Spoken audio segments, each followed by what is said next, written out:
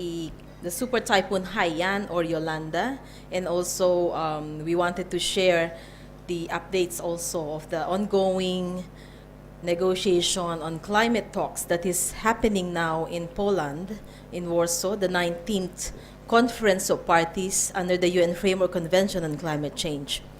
My name is Dorothy Guerrero. I am from Focus on the Global South, and I'm coordinating our climate and environmental justice program. Before we start the briefing, as a Filipino, I would like to, in behalf of my compatriots back home, I would like to thank the Thai people for their outpouring of moral and financial support. We are aware that the Thais have contributed 90 million baht to the support and rehabilitation needs, relief efforts back in the Philippines. So we thank you for that, and we will never forget that. At the moment, it has been almost 2 weeks since Typhoon Haiyan hit land in the Philippines, and many of you have probably read, viewed on TV, the massive destruction of homes, the fact that some islands were virtually wiped out, massive destruction of properties, hundreds of thousands of people lost everything that they have. Hundreds of thousands of people had to sleep beside their deads, their dead parents, their dead children, their dead spouses and relatives. There had been a massive challenge to extend support to many areas that are badly hit, as communications and infrastructures are still being set up to make relief efforts reach the hundreds of thousands of people. At the same time, we could not help but be reminded that this is the second consecutive year that a strong typhoon hit the Philippines at the same time of the climate negotiations, as if the Philippines is sending us a big signal to remind the negotiating parties that something must be done, and must be done quick. 30 minutes ago, we have learned that the negotiators, the delegations from the developing countries, have walked out of the session on loss and damage in the Warsaw talks. That session on loss and damage is a special session that was set up to discuss the demands of the developing countries to set up an international mechanism to compensate for the loss incurred or still being incurred by developing countries because of climate change. In the draft negotiating text, this is not yet addressed. So that session is supposed to address this big need, which is not being discussed on the formal text. If we would, for those that are following the negotiations, we could not help but be frustrated at the lack of inaction in the talks, especially the lack of sufficient actions from the developed countries. The lack of action to heed the result of the fifth assessment report of the Intergovernment Panel on Climate Change that have unequivocally mentioned that climate change is happening, it is real, it is happening here and now, and it must be addressed immediately. The gaps, the continuing gaps on ambition, on commitment and implementation continue to be wide. And as if the negotiation is not moving because of many vested interests that refuses to go away as the many challenging impacts are being brought to the developing countries who are continually saying time and time again that they are bearing the brunt of climate change while they contributed so little to it. The message of the lead negotiator from the Philippines in the talks have said that what kind of COP do we want this year? Will it be a COP for action, or will it continue to be a holding COP? And what makes matters worse as well is that this year, this week, was also the start of the global convention on coal, side by side with the climate talks, which led many of those that are watching the talks to say as well that this is beyond a conference of polluters. This is also a conference of coal supporters and those that continue to refuse heeding the signs of the time. This morning, we would like to present to you what we have been discussing the last 2 days. As the talk continue in Warsaw, the climate justice movements from the Philippines, from Thailand, and from Indonesia have gathered together with groups and organizations from the Mekong countries, from Vietnam, Cambodia, Laos, and Myanmar, to discuss what climate change means to all of us, to all of our countries, not just the economic implication, not just the physical implication and the threats that we are all facing, but more than ever, the development implication. During the 2-day discussions, we have also mentioned that as powerful and as destructive national calamities like typhoons are, what continue to be a disaster to our countries is the insistence on our government's part to pursue and continue to support the development model that has brought about this climate crisis. So we have 5 speakers for you this morning. We have Ms. Farah Sevilla from the Philippine Movement on Climate Change and the Alianza Tigalmina, or the Anti-Mining Alliance from the Philippines. We also have Proleta Gomez, also from the Philippine Movement on Climate Justice. We have Ms. Paikan Harnarong from the Thai Climate Justice Working Group, and also Henry or Biggie from the Civil Society Forum for Climate Justice in Indonesia, as well as Mr. Pablo Solon, the Executive Director of Focus on the Global South. So I would like to start, and I will not introduce them again, as I will just call them and give the floor to them. So I would like to start with Farah Sibilia to tell us more news from the Philippines. Thank you. Good morning. I was tasked to present a bit on the impacts of Haiyan in the Philippines.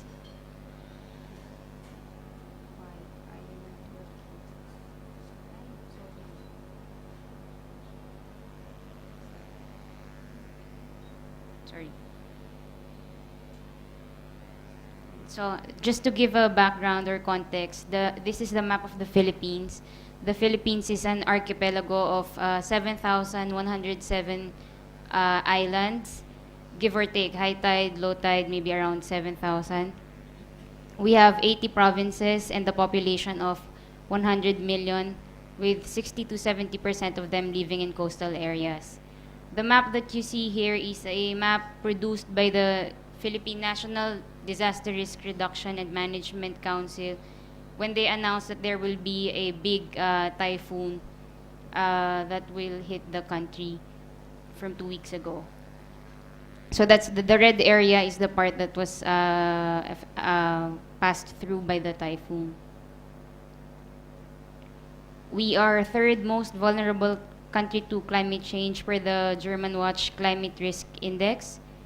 At the same time, we are situated just below the equator, and we sit in the Pacific Ring of Fire. So, as geographically, we are prone to a lot of vulnerabilities such as typhoons, earthquakes, and other kinds of disasters, even landslides.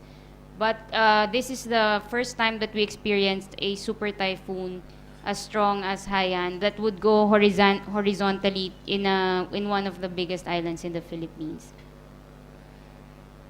And so we ask, why is it that we are the ones paying? To us, this is a climate reality.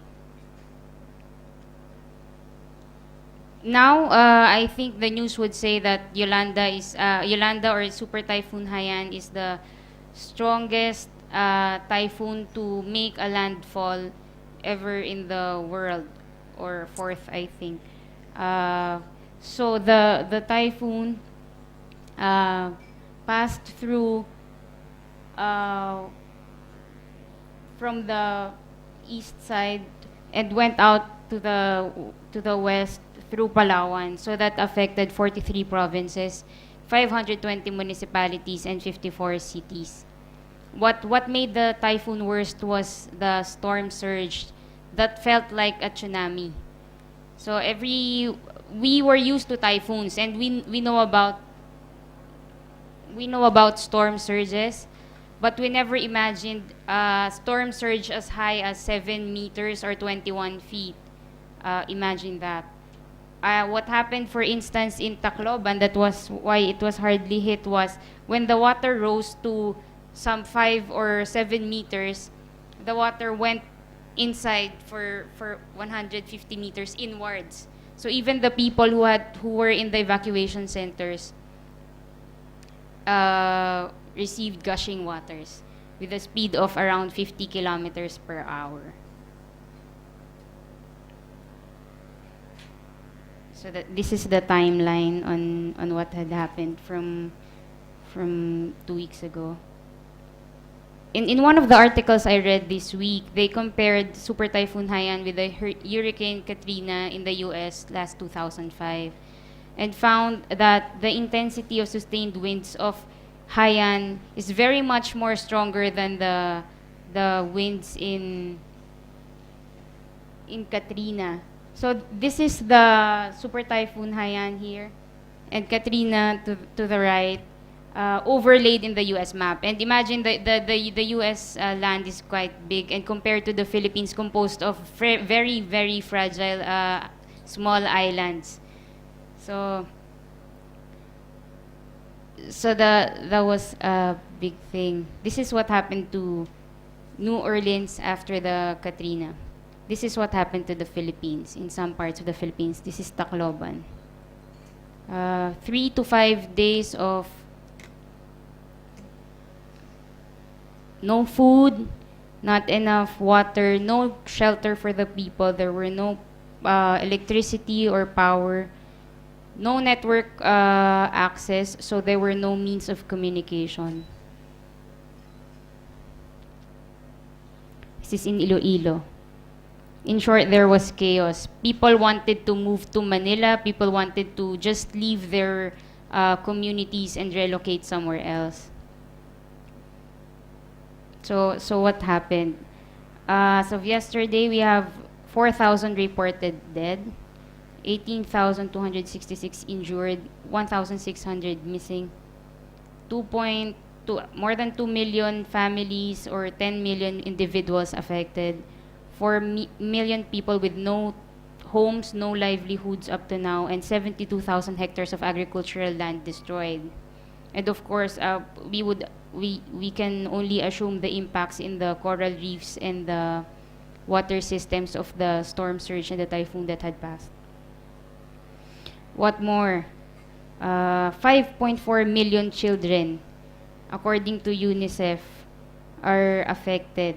800,000 of them displaced, and we have nearly 300,000 pregnant women in devastated areas. Children do not have access to food, a nice shelter.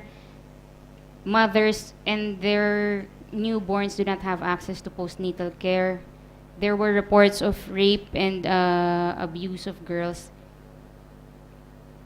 since it happened. And the World Health Organization is looking at 12,000 babies to be born until Christmas time, until December, in that kind of situation.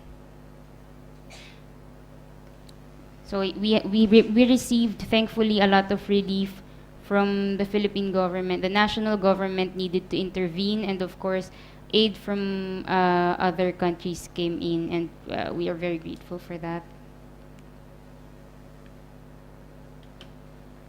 But the big question is, are we going to allow this to happen over and over again? How many more typhoons do we need? How many more extreme impacts of climate change do we want, until the governments and the people start doing something about it? So is it climate justice or death? Even the UN chief said that Haiyan is an urgent warning to all of us, that there is really an urgent need to resolve or address climate change and cut down our emissions. And so as Dottie was explaining a while ago, our chief negotiator was asking, if not now, then when? If not here, then where? If they walked out from Warsaw yesterday, then what do we expect from the negotiations now? So there are two things here. We are looking at local and national governments doing something about it, taking seriously the issue on climate change and climate disasters, and taking the matters in their hand and prepare for climate disasters, on how to mitigate it, and at the same time, immediately transition to low carbon and sustainable development path, and avoid fossil fuel-based developments. And of course, strongly an agreement to address the climate change. A global agreement is imperative. Yeah, so that would be all. Thank you again. Thank you very much, Farah. Many of the developing countries have reiterated that despite what science says, the developed countries refuse to budge.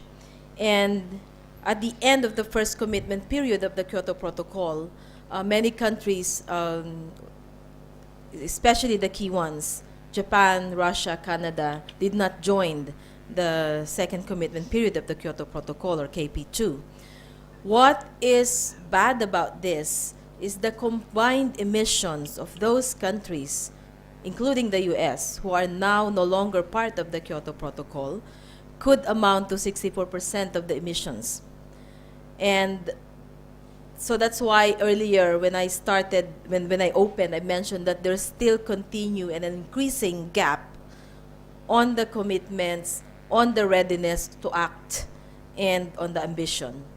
So I would like to call now Mr. Pablo Solon to discuss with us what is the problem in the negotiation. They had been discussing every year. Every year, people had been hoping that the heads of governments and everyone who attend these climate talks will save the world. But until now, nothing is happening. So why is that? Pablo? Thank you very much, Dottie. With the explanation that we have received, we would have expected that in Warsaw there would be a positive movement for action. But after 10 days of negotiation in Warsaw, in COP19, we can say that we are moving backwards. 3 facts.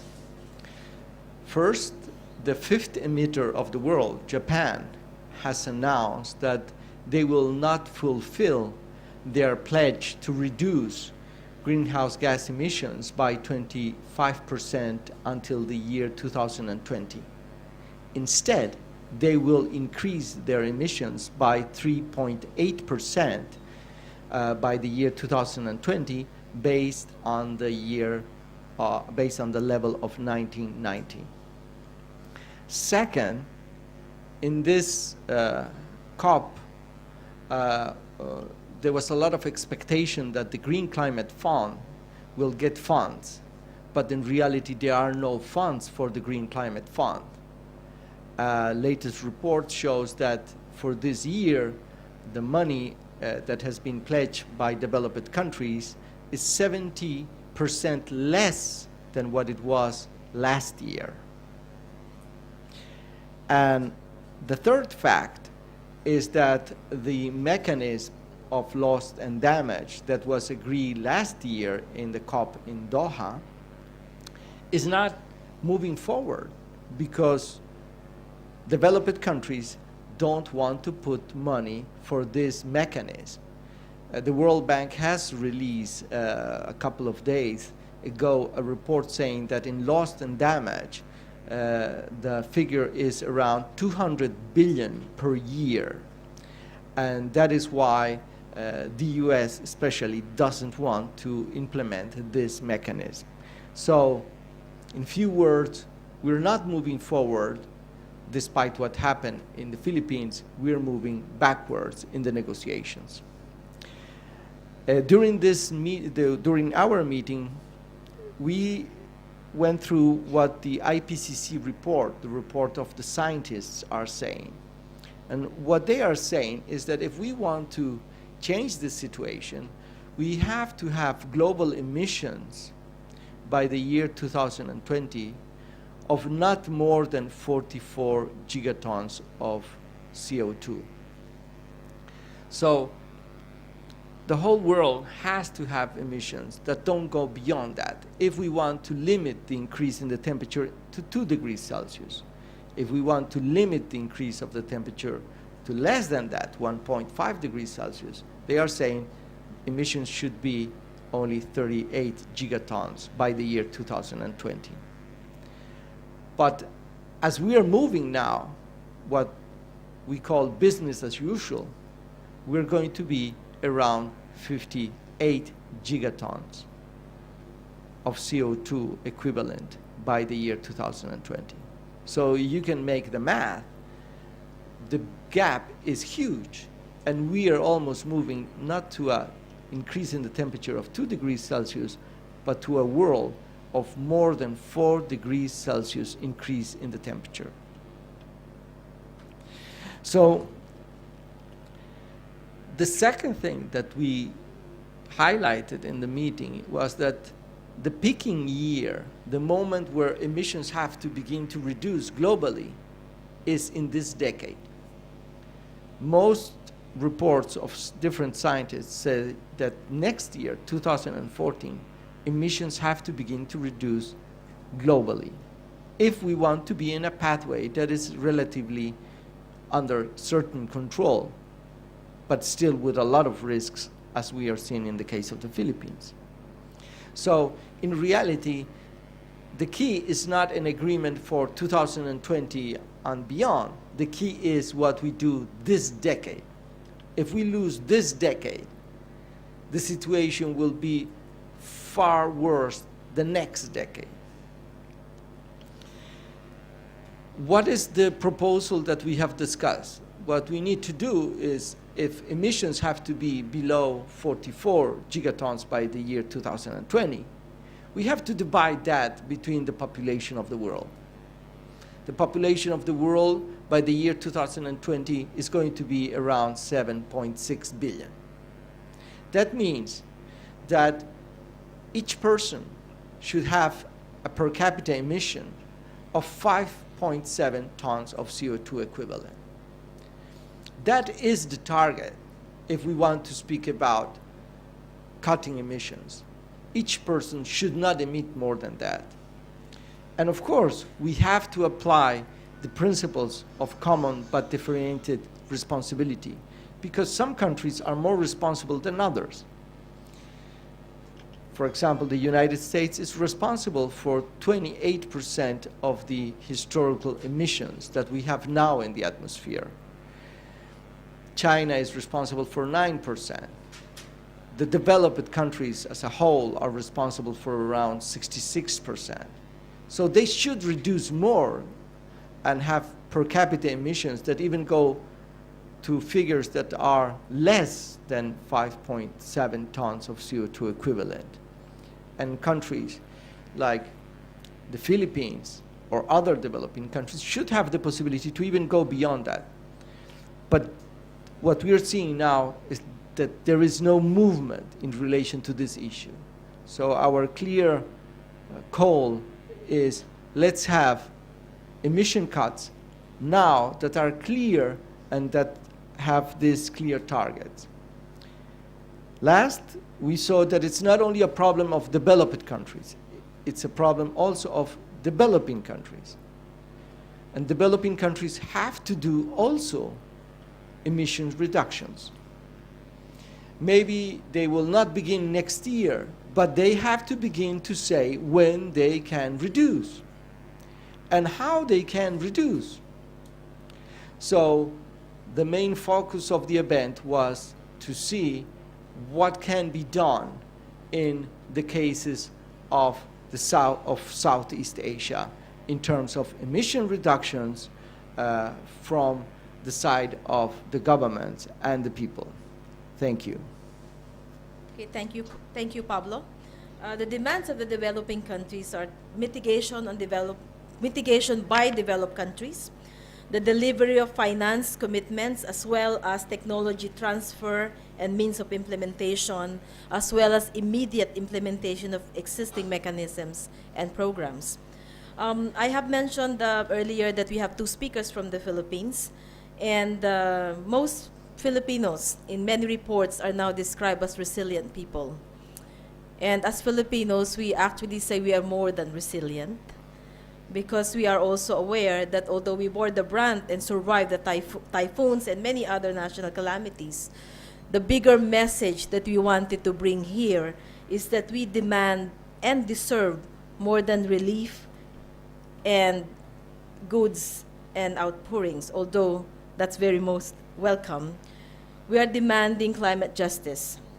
And this will be shared with us by the next speaker, Proleta Gomez from the Philippine Movement on Climate Justice. Thank you, Dottie. After what happened in the Philippines, as far what have presented to us, we from the Philippine Movement for Climate Justice come up with a statement from the Philippine movements on Super Typhoon Haiyan, or its local name Yolanda, and the urgent demand for climate justice. This is a most painful and difficult time for the Filipino people of the Philippines. It is painful for those among us who have lost loved ones, whose homes have been destroyed, who are staying in crowded shelters with little food, or are still wanting to be rescued, who are living with great uncertainty about our immediate future. It is painful even for those who were much less affected by Typhoon Yolanda, but grieve with our relatives, our friends, our colleagues, with entire communities for the untold loss and destruction of so many villages, towns, cities, and even entire islands. This is also a time of tremendous outpouring of support from all around the world. We are touched and strengthened and grateful, but our people need more than solidarity and humanitarian assistance.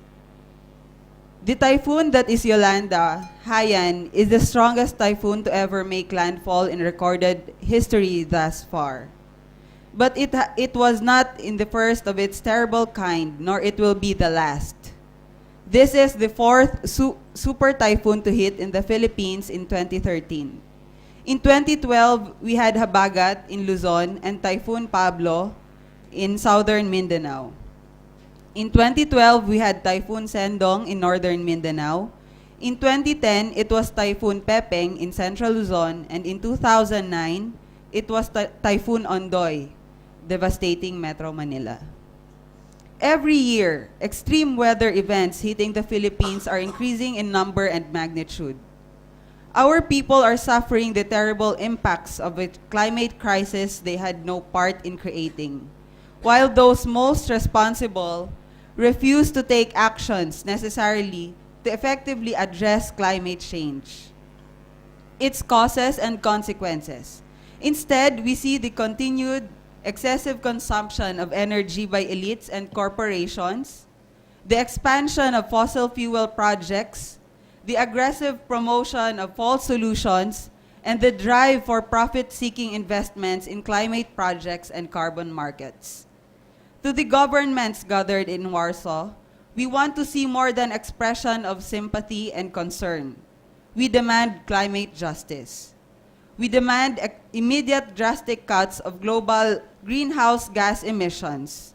This will not happen without banning new fossil fuels projects and stopping the excessive consumption of energy by elites and corporations. All countries must live within a carbon budget that limits global temperature rise to below 1.5 degrees Celsius, and this budget must be shared equitably. This means those who bear the greatest historical responsibility for climate change and in the process amassed wealth must assume the proportional burden of emissions reductions. We demand an end to public subsidies for private fossil fuel corporations and the mobilization of public finance for swift and just transition to low-carbon economies. This includes the fulfillment of the obligations of developed countries under the UN Framework Convention for Climate Change to provide public finance and technology transfer for developing countries for mitigation. We demand the fulfillment of obligations to provide finance and technology needed by developing countries like the Philippines for adaptation and building resilience.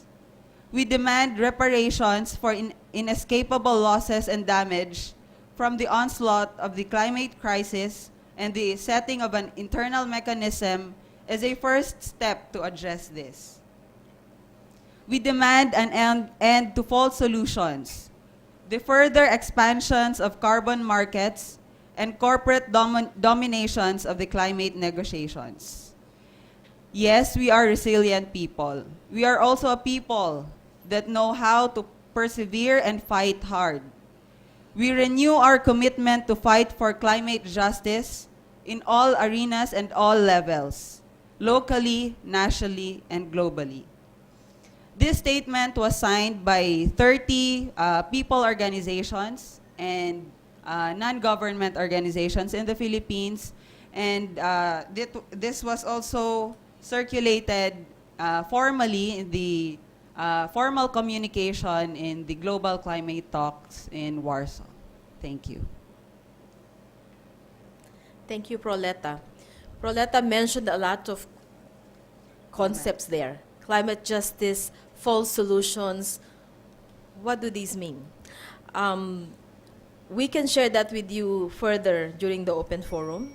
And as mentioned by Proleta, what is also bugging the negotiation is the fact that the rich countries refuse to do actions because they're also saying that we should not go to the naming and blaming of who's guilty, who should make actions, and the fact that the negotiators from developing country also walked out is because of the refusal to continue discussion on the loss and damage. The U.S. Negotiator Todd Stern already mentioned bluntly that if the developing countries are expecting large-scale resources for climate finance, this will not be forthcoming. And that is due to the structural and financial problems from the rich countries. So that's already saying that no big finance will come for climate change. Southern movements, Southern climate justice movement, especially here in the region, are also saying that we recognize the common and differentiated responsibilities, and at the same time calling on our governments also to start shifting to a low-carbon society and do the correct path to development. And that will be a message that I would like Phaikan Harnarong from the Thai Climate Justice Working Group to tell us and more. Good morning, everyone. So I'm from Thai Climate Justice Working Group. While we welcome Thailand's intention to be part of the global community in its effort to reduce greenhouse gas emission, Mr. Pitaya, the chief negotiator of the Thai government, announced in Warsaw that the country is planning to pledge next year 7 to 22% of reduction. We don't know from the BAU or not.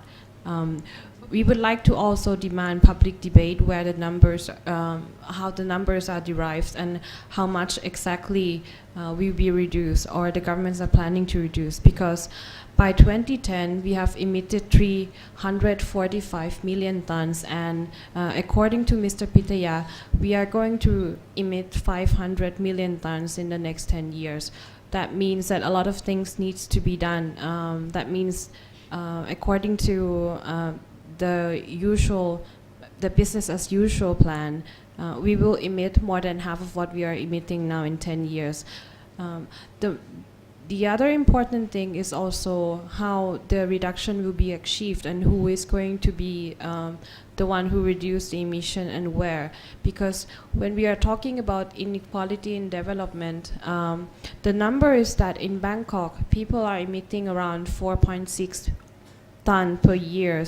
If you are comparing to the numbers that people in the Northeast are emitting or in other regions are emitting, we are like one person in Bangkok is emitting the amount of carbon equal to 11 people from the Northeast or 5 people from the South. So this should also be addressed in the plan or decision how the country should achieve its goal in emission reduction.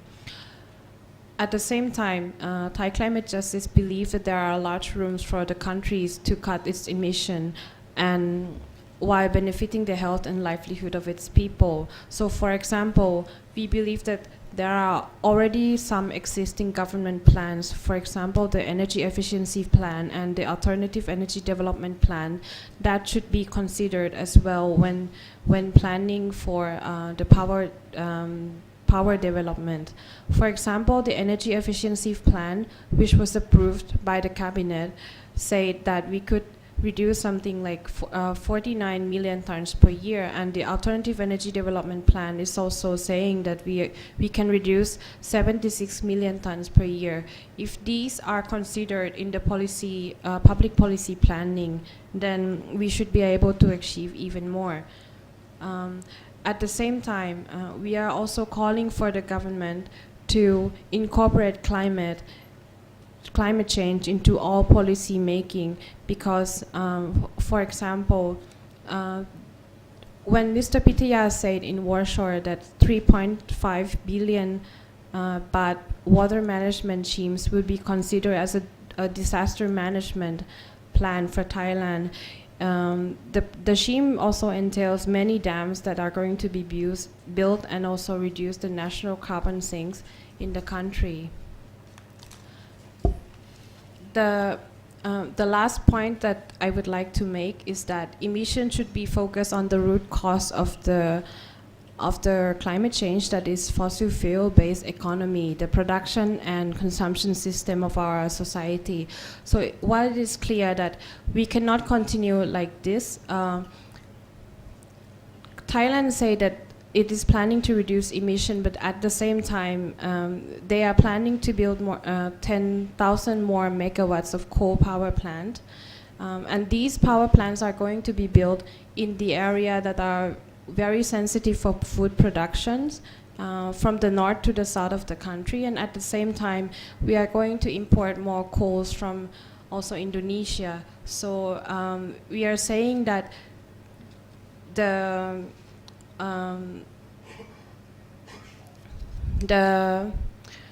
development plan of the countries that doesn't go along with the plan for reducing emissions should be reconsidered. So we call now for all sectors of the society to not wait for the politicians to tell us what our country should be doing, and we should start the change toward more sustainable and equitable society right now by rethinking our production and consumption system that is not based on fossil fuel. Thank you. Thank you, Faikan. Indeed, the question of fossil fuel is key. It's a key factor in our discussion on climate as well as energy. And to continue on that note, I would like to call our last speaker, Mr. Henry Sirigar from the Civil Society Forum for Climate Justice in Indonesia. Good morning, everyone. Thank you very much. I would like to say about the address about the meeting in Warsaw related we are meeting, because when I'm going to Bangkok, reading something information about how the Poland government proposing about the clean coal. That's make me like sad about that, because coal and climate change is a deadly combination because coal is we said that everyone already know, I think, about the coal is dirty energy, and it's difficult. I understand when they said the clean coal is as once the solution about climate change. Maybe they said just they look only the in the downstream, because if you look on upstream, mining coal in Philippines, Indonesia, and Thailand is mean about the deforestation, about mean about the destruction, about the peatland, and it's mean making more massive about the greenhouse emission. Not only that, because the coal mine not only about the destructive about the environment, and sometimes the mining coal is making the human rights violation and others. And coal mine is not only making people poverty, but the production it will be burned in the other country, because when they cut the forest, the production, and then build the power plant. Not only the country where the plant or there, because they can burn the other country. And the connect though, but that's the solution about that. Our government in Indonesia think this about the good solution, because in Indonesia now have one program is called the CRASH program to building the 10,000 power plant coal, and now it's already 5,000 coal power plant. So this is something new information for our government, a new information, a good information, because there's some country to supporting the program. So I think this is bad for us, and we must refuse, we must reject it about the false solution about the clean coal. So we need not only talk in here, we need more action, we need more addressing for the country still trust about the climate, the coal is clean energy, to stop and reduce using the fossil fuel, because our earth is already critical, because we need to stop like Haiyan, in Haiyan, Filipina. Maybe this disaster not only in Filipina, maybe will come in other country, will continue to the other country. So coal is not a clean solution, because our country many case about the coal mining destructive environmental, cutting the forestry, then more human rights violation. So please don't make people happy to hear about the clean coal is a good solution. And I think for I mean, in Indonesia actually need more energy, but we have alternate. We have the other energy is not dirty energy, like geothermal and others. So we want to stop the using the dirty energy. That's it. Maybe for now I can proceed it now. Yeah. Okay, thank you, Hendrik. No, that's good, quick, and very very packed information through our speakers. We have about 1 hour and 4 minutes for our open forum for questions, clarifications to our speakers, and sharing of more informations within the room. I also would like to remind everyone that we have copies of the 2 statements. One, which was read by Protleta, the statement from the Philippine Movement on Climate Justice. It is on the front desk where you registered, and also the statement from the meeting, the 2-day meeting that we recently held here. So this is the statement from the Climate Justice Working Group of Thailand, or Thai CJ, the Philippine Movement for Climate Justice, and the Civil Society Forum for Climate Justice in Indonesia. So you have the floor now. For those who would like to ask questions, there's a mic at the back, so you can just proceed there and share your thoughts with us.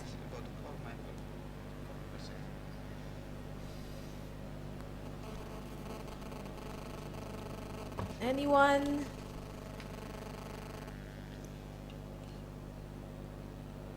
I'm seeing a smile from over there. You can please use the mic. I'm very sorry I came very late because I came by aeroplane because I couldn't come on a train because the trains from where I live in the north of Thailand, Chiang Mai, they've stopped and they're rebuilding the line because it's been so under-financed for so many years. So look at what that's doing. Richard, can you speak a little bit louder? Because it's, oh, I see. yeah. Is that better? Yes, I'm that's not, better. I'm not a microphone person. Sorry I'm late. I came on a plane because there was no train. And please introduce yourself. And my name is Ricky Ward. Is that Dorothy? Yes. I can't see too well. Hello, Dorothy. And the reason I came is because of what's happened in the Philippines last week and the terrible premeditated murder of 10,000 odd people and the enormous destruction over there. And I call it premeditated murder because of something Pablo mentioned to me when I came to see him earlier this year. He said to me, all the governments know what's going on. They know what the problems are with the world and with our economic system and burning lots of coal and stuff. So they all know it, and they knew it in Copenhagen, and they just deliberately decided not to do anything about it, and they've been doing that year in and year out. And it's because of that that things are getting so extreme that we see that enormous disaster, and we know that more are on the way. So I'm sorry, I don't know whether any of this has been covered earlier in the morning, but this is a matter of sort of Security Council sort of issues, so far as I can see. The world has attacked the Philippines. Indonesia is planning to increase the attack by mining a lot of coal and burning it. And Australia's helping, and China's helping, and a lot of other countries are continuing this attack on countries like the Philippines and the many Pacific island countries and Bangladesh, etc. So, I mean, I think if I were in the Philippines, I'd be wanting to declare war on the whole world. So I'd like some responses on how people feel about this situation and what advice should be given to the countries that are really feeling it so hard right now. Not just pleading and begging, it's got to be more. Thank you. Okay. Thank you, Ricky. I will not ask at this point for the panelists to respond, but maybe we can have 2 to 3 more thoughts before I ask our speakers to respond or anyone to respond. Yes, Shal?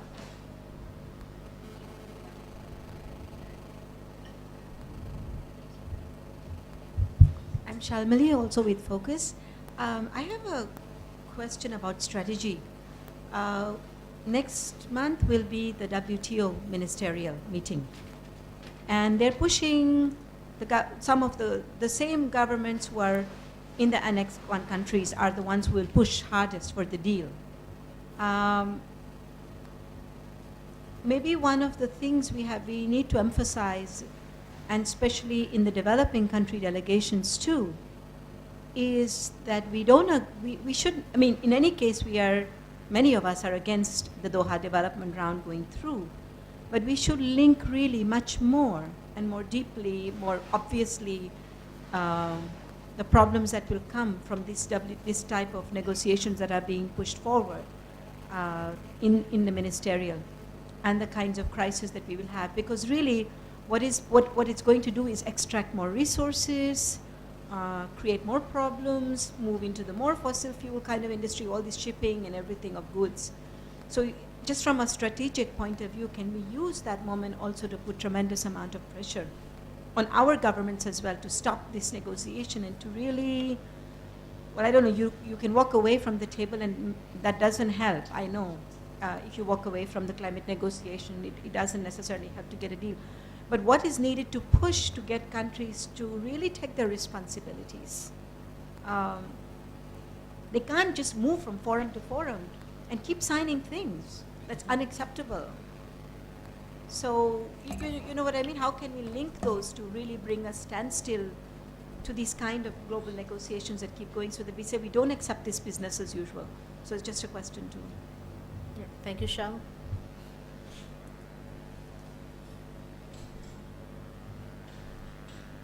Okay, while you are still thinking what to ask or what to share or what to say, maybe if there are, I know that I have given our speakers very limited time. I told them to speak for 5 minutes.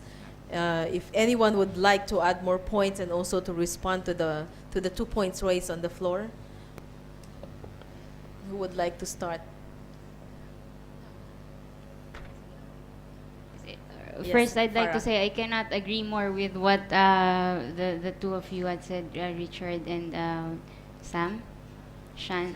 Yeah, but yeah. What had happened in the Philippines, as I shared earlier, typhoons, we're used to typhoons, but this one we can never anticipate this. Even scientists never imagined this to happen in the Philippines, and that's what climate change, extreme weather changes that we cannot anticipate. So how can we prepare for that in the first place? So this is the new normal. Considering this is the new normal, we are not supposed to stick to what we've been doing and doing business as usual. There is also a need for change. At the same time, in the Philippines, we are advocating for a shift to real, genuine, sustainable development path and veering away from extractive industries such as coal and mineral mining. Because the idea is the Philippines as it is composed of very fragile small islands. And what to do to prepare for climate change and its impacts is to ensure that the ecosystems that you have are intact, and that if ever anything happens, the communities can support themselves with what we have, because we can't move to another country. There's no place where we can go and say, well, the Philippines is very vulnerable, we're moving away now. So there's something that we need to do to prepare, avoid the development projects that will make us more vulnerable to impacts of climate change. So yeah, so we're on the same page, and we're pushing for the change in the paradigm, and no more of this kind of development that we have now.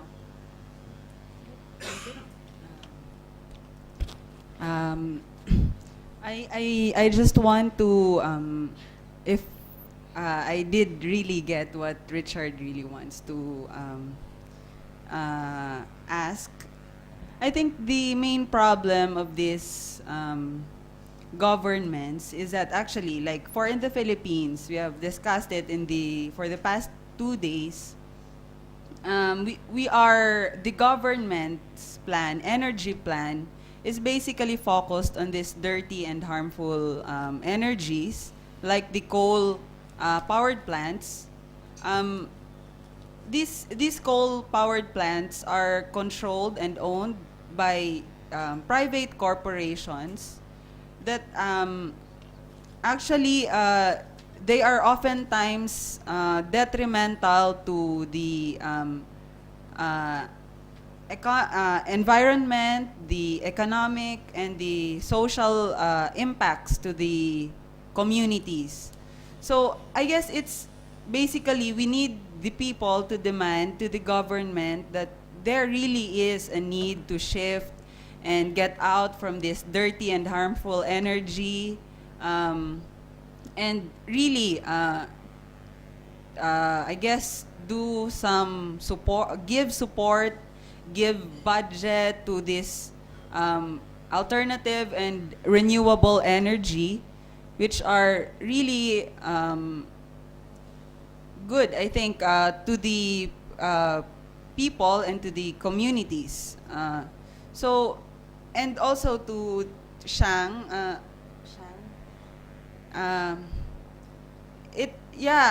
the 2 days conference we had are a good step to have regional link, in order to have a common campaigns, because we have realized that the Southeast Asian countries are more or less have the same problems when it comes to energy development plan. Our government package this dirty and harmful energies into development, industrialization.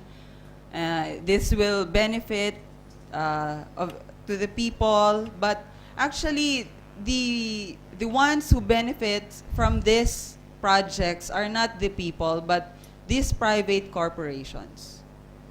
So, yeah. To follow up on that, and also on Chamali point, I think we also have to be very aware that the accession into the ASEAN AEC in 2015 is not only going to come with more transportation of goods or laborers or tourists, but it also will encourage a lot of investments on more dirty industries, more fossil fuel projects and mining projects in countries and areas that are very sensitive ecologically and socially, and also they are less prepared to have this kind of an industry, less prepared in terms of regulation and also the structure. Yeah. In Indonesia, I think it's many counterproductive about how to reduce the emission and to stop the extractive industry, because when the government our government to the promote proposal to the many country about the 20% reduce emission, but this is just only something proposal to get something like money to our country, because until now there is not concrete to implementation. The program just only a moratorium forest, but the moratorium for forest is not include about the mining concession or plantation is already existing. But if you this is just only stop to for a new permit. So this is something the ironic, and meanwhile the government still giving the new permit for mining. Like now in Indonesia there is have 40,000 mining permit. 40,000 in 40,000 is 40% is coal mining permit, and about the energy, oil and gas. So you can imagine how we to implementation to reduce 20% if we still exploitation about the dirty energy, and we government is truly now have a vision about the energy sovereignty, because the fact like a coal, Indonesia is just just have a 3% deposit in the world, but Indonesia is number 4 production in the world. Is counterproductive, because Indonesia is production and export number 4, but just only have 3% deposit. Is counterproductive, and Indonesia the long time ago is one member of organization of oil and gas, OPEC, but now we already out, because we have we now is in the net importer about the oil and now gas too.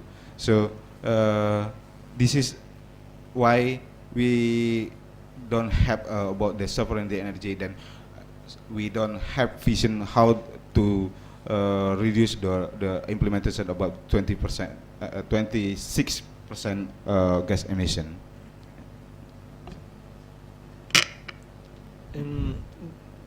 During the years 2009 and 2011, I was chief negotiator for climate change for the plurinational state of Bolivia. And I witnessed that many delegations of small islands know that their islands are going to disappear by the year 2050. And they are already beginning to think where they're going to move their population, and trying to buy even land in other parts of the world, because at some point that will happen. We're speaking about small island states with populations of 50,000, 100,000. But can you imagine this when we speak about the Philippines? We're speaking about 100 million.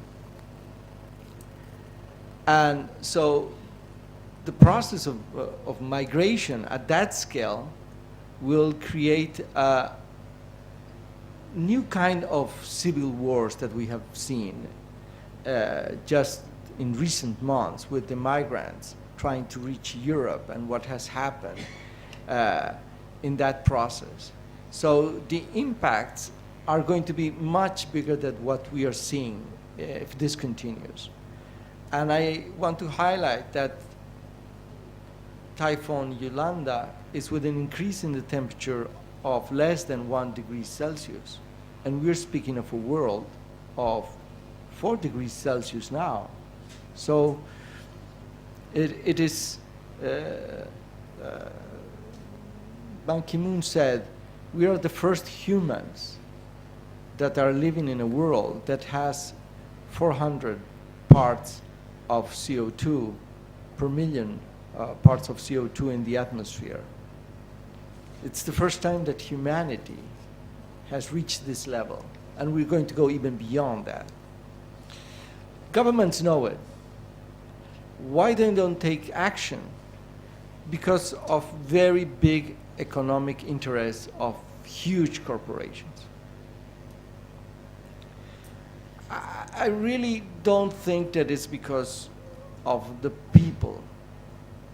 I think it's because of the interests of these big corporations. To put an example, in the case of Australia, the coal projects in Australia, only in the Galilee Basin, are going to have an emission impact of more than 700 million tons of CO2.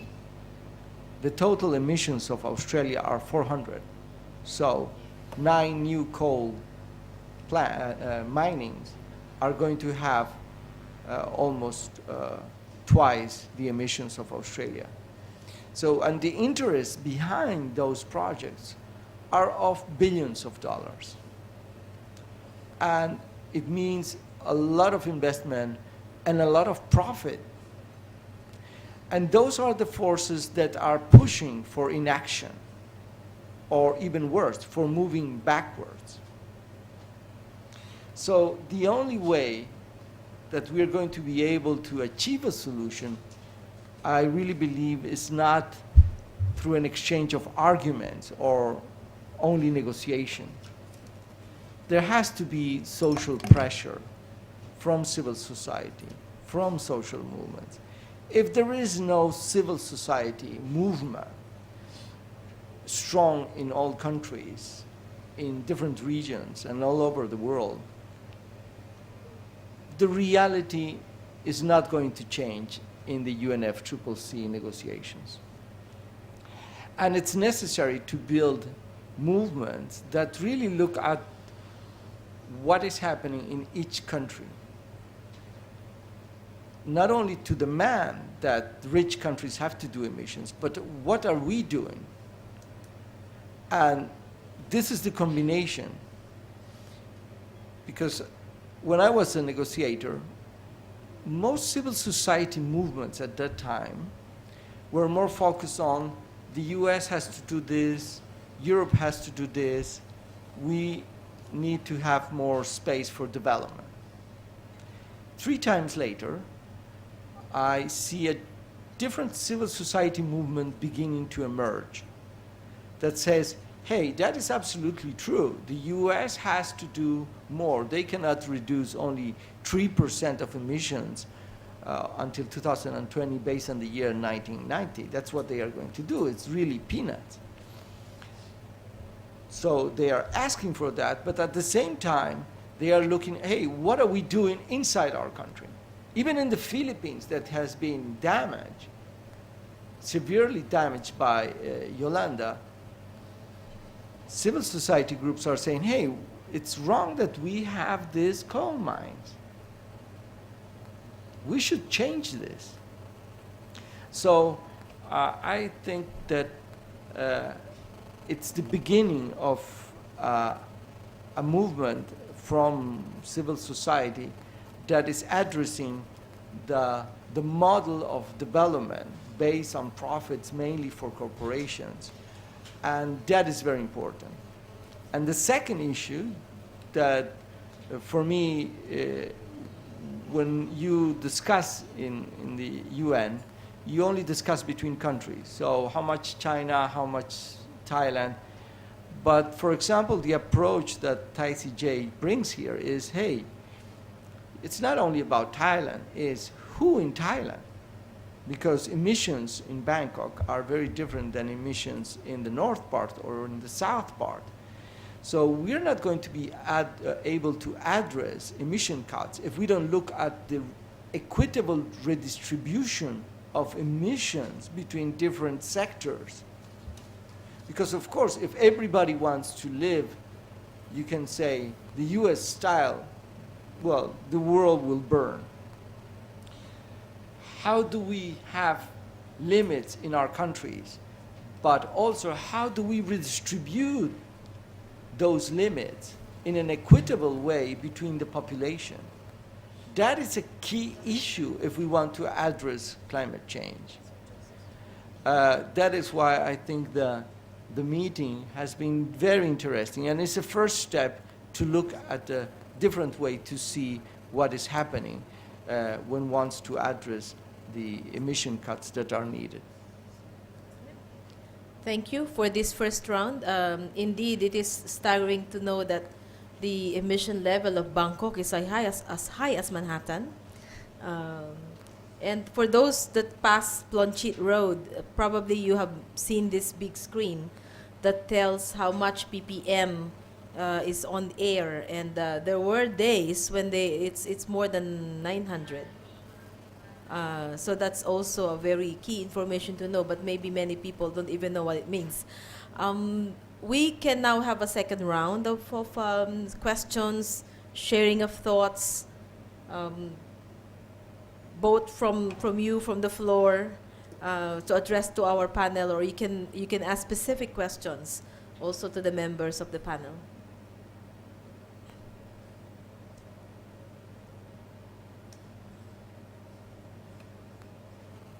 It's uncomfortable when the room is always quiet. Does it mean that we have given enough information?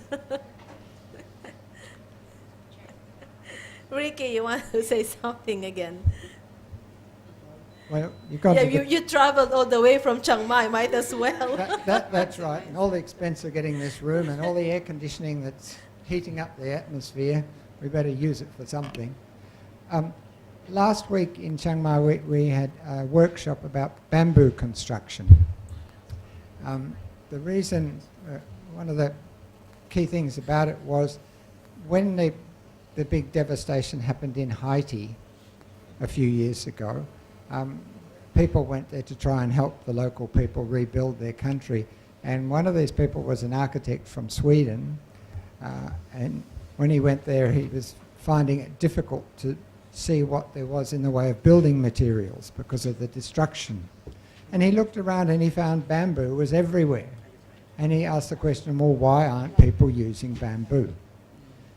And you can ask the same question in the Philippines or Indonesia or Thailand, all these tropical countries, even in China where a lot of bamboo does grow and a lot more can be grown. In this country, in Thailand, it's very difficult to find a carpenter. This country had enormous forests, and we still got a lot. Fortunately, a lot of them are tied up in national parks, where I think they should be because of the carbon sink and biodiversity. But we don't have a lot of timber that's available, and so people have gone over to concrete and steel. And concrete and steel construction is the worst you can get because concrete produces so much carbon dioxide with the process. We're going to have to close down Bangkok because it's unsustainable. It's just a big, huge concrete mess. The city is sinking. The flooding is getting worse and worse. The government has absolutely outrageously ridiculous plans to save the city by building a second Chao Phraya River from the north of the Chao Phraya Basin right down to the sea to try and drain the place. This is all going to be eating huge amounts of energy, building concrete bridges everywhere, putting up silly little dams which won't actually do anything for the control of water because we've got enormous dams like the Bhumipol. So we're completely wrong track here. So I think we've got to start talking very seriously about forgetting about the need for more energy. The Indonesian person said Indonesia needs more energy. What for? Is it for more steel and concrete and air conditioning? I mean, people have lived in that part of the world for thousands of years without any of that. We can all go back to a different way of life. And I think when you're talking about a different economic paradigm, that's what we have to talk about. And the apparent wealth that these enormous corporations have with their coal mines and their construction and so on, it's not wealth, it's rubbish. It's really detrimental to the world. We have to just walk away from it and say, sorry, you've invested your money in the wrong stuff, forget about it.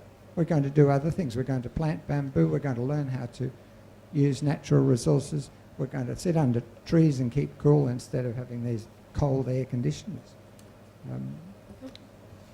That's the sort of thing I think we ought to be bringing up in ASEAN because it's a nice tropical area where it's much easier to do some of this than, say, in Sweden or Germany. But I mentioned Germany for a moment. The green movement in Germany appears to me to have made enormous impact on the development of the society. You know, they're very strongly against nuclear energy, which is a complete and utter disaster, and they've decided to try and, the countries decided to try and get rid of it. So if we can get rid of nuclear, we can get rid of coal, we can get rid of oil, we can have solar, we can have wind, and it's not a disaster. It's working in parts of Europe very well. So let's see how we can move them. Thank you. Yeah, thank you, Ricky. Yes, please.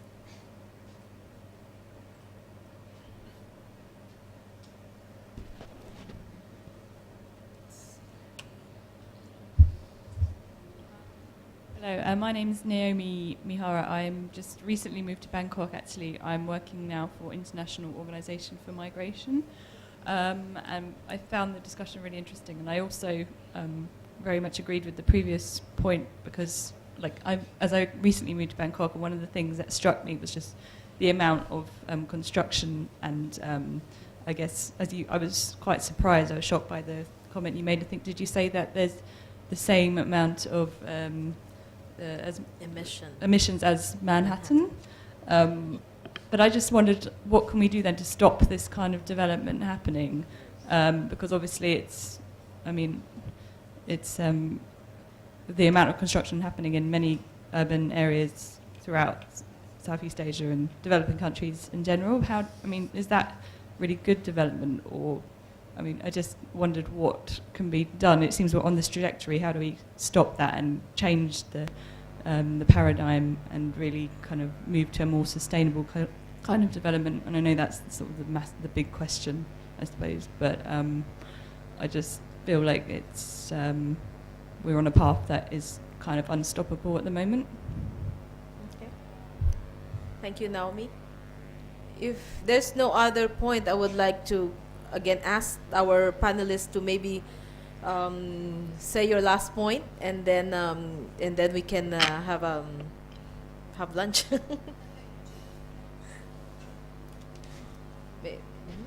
I think a lot have been said already, but what I wanted to talk more about is that again, thank you for the support that Thailand has given and to other organizations here.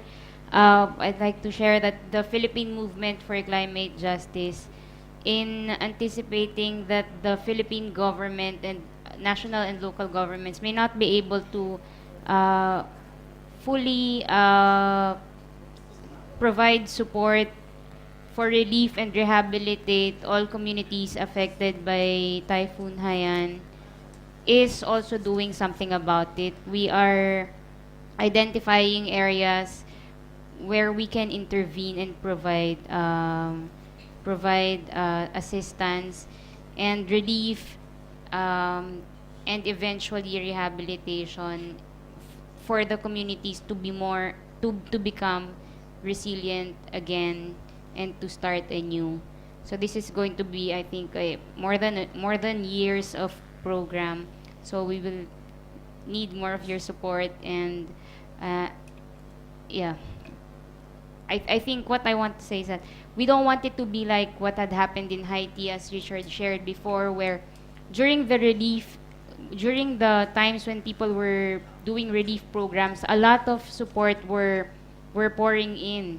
But 4 years afterwards, it seems Haiti has not yet recovered from the devastation it has received from what happened there. So we don't want that to happen to Filipino communities. We don't want 43 provinces to stay devastated for a long time. Thank you.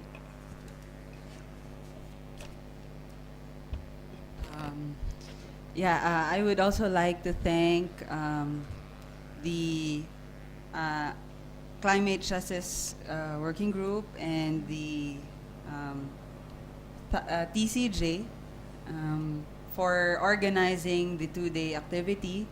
It was very fruitful, and we came up with a local, national, and regional level of campaigns so that we could really make the issue of climate change a focus for the people to act, to move So we just really want to share that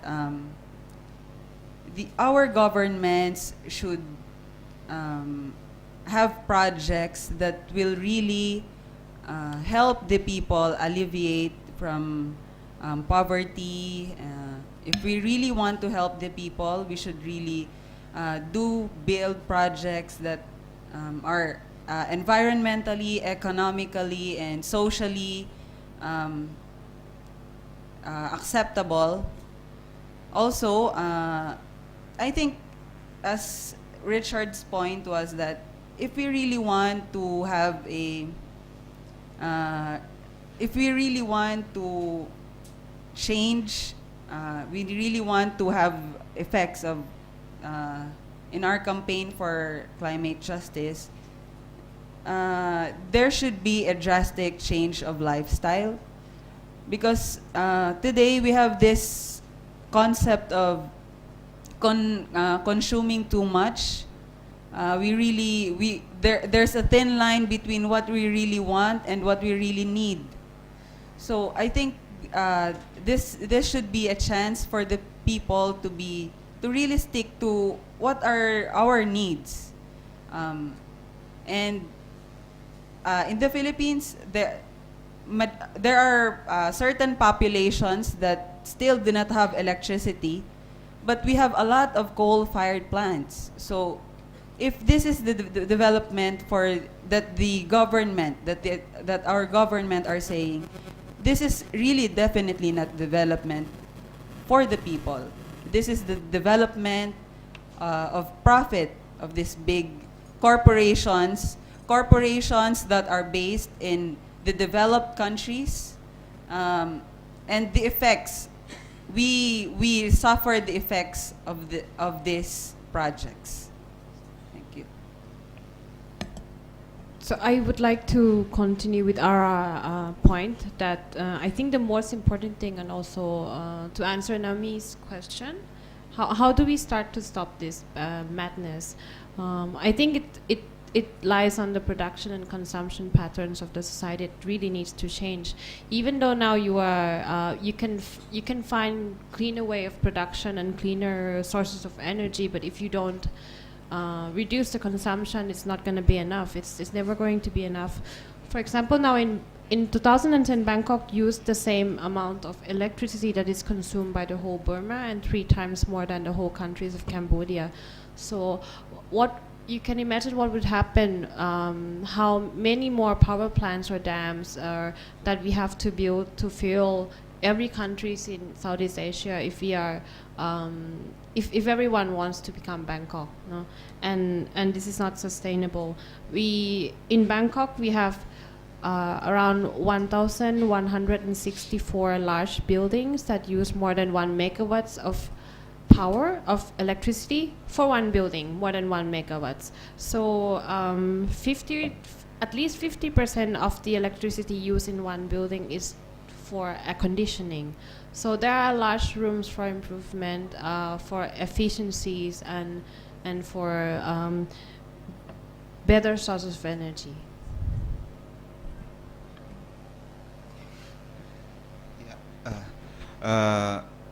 I'm just have to say, please, no more fake to offering fair solution, just giving benefit for the investor, because we need and we want never again the other Yolanda coming to our regional, our country, and the other. So we need the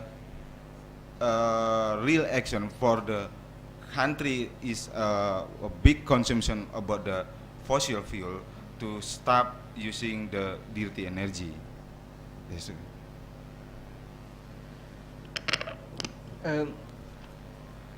I think that it has been highlighted that the problem is not only to go from dirty energy to clean energy. It's not only a problem of sources of energy. It's a problem of way of life.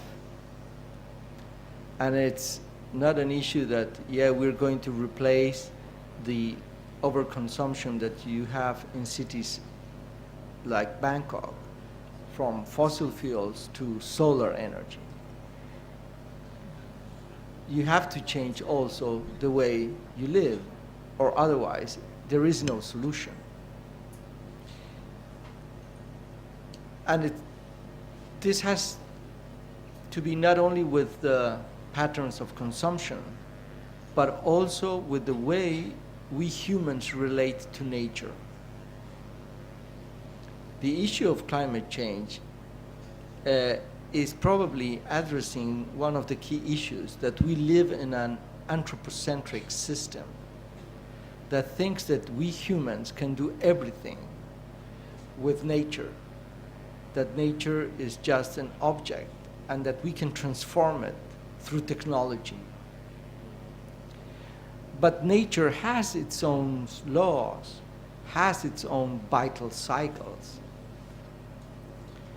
A representative from India that came to our meeting said clearly that they believe that rivers have rights as such, and that we have to respect the rights of a river, the right to flow, the right to not be polluted. If we don't respect the rights of nature, the vital cycles of nature, it will be impossible to build an alternative society. In this sense, it's more than addressing the issue of low carbon society.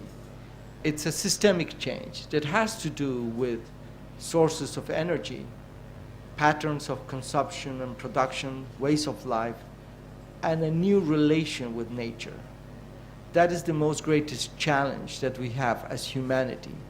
But if we don't address it as a whole, there will be no real solution to the issue of climate change. Thank you. Yeah, thank you very much. So most of all our speakers have similar points shared and raised this morning.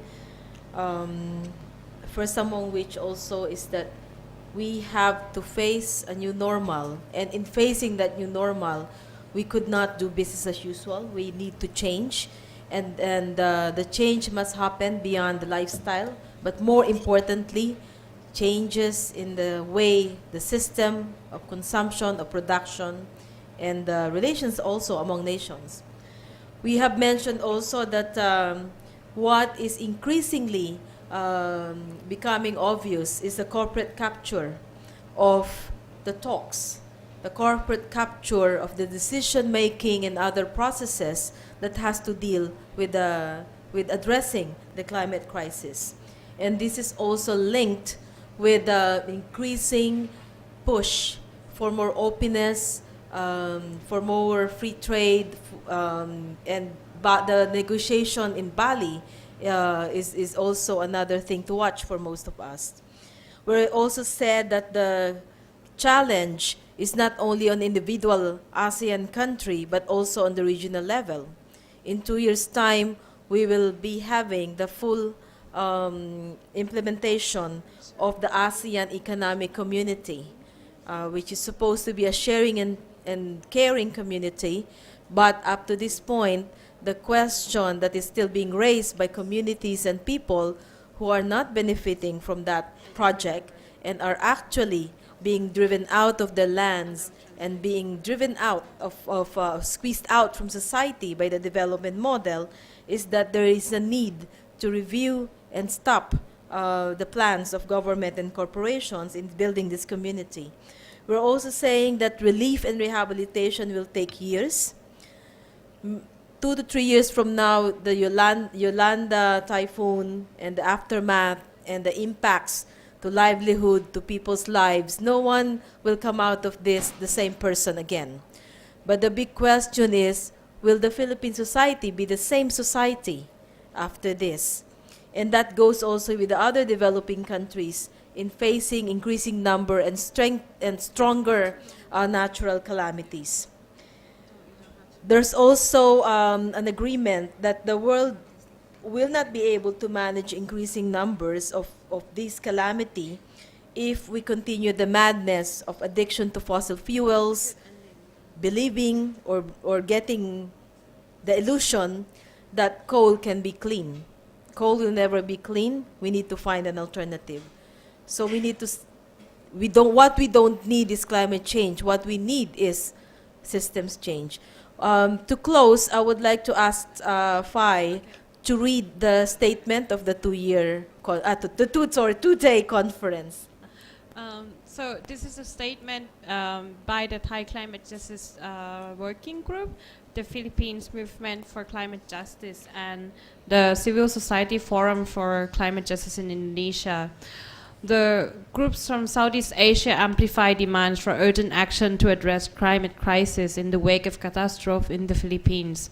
Civil society organizations and networks from Southeast Asia who gathered in Bangkok for the past 2 days in regional conference on emission cut and low carbon alternatives stressed today their common demand for urgent actions for governments, both the North and the South, to address climate crisis.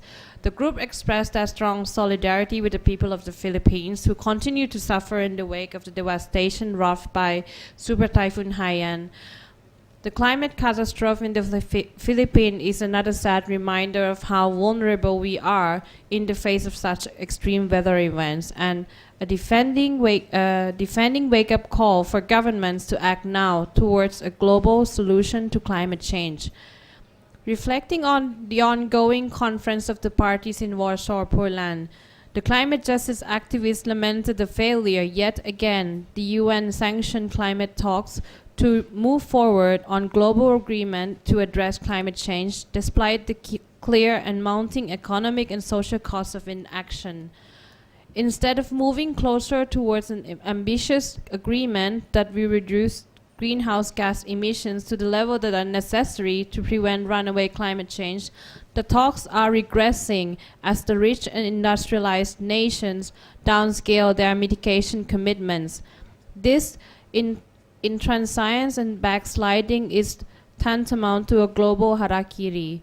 The groups, however, delivered a strong message as well to their own governments, criticizing Peru as an extractivist, export-oriented, corporate-driven development model that increases emissions, exacerbates climate change, destroys environment and food security, and displaces and marginalized communities. A central component of this unsustainable and unequitable development model, they say, is the strategy of securing free trade and investment agreements, land concession, and various other contracts.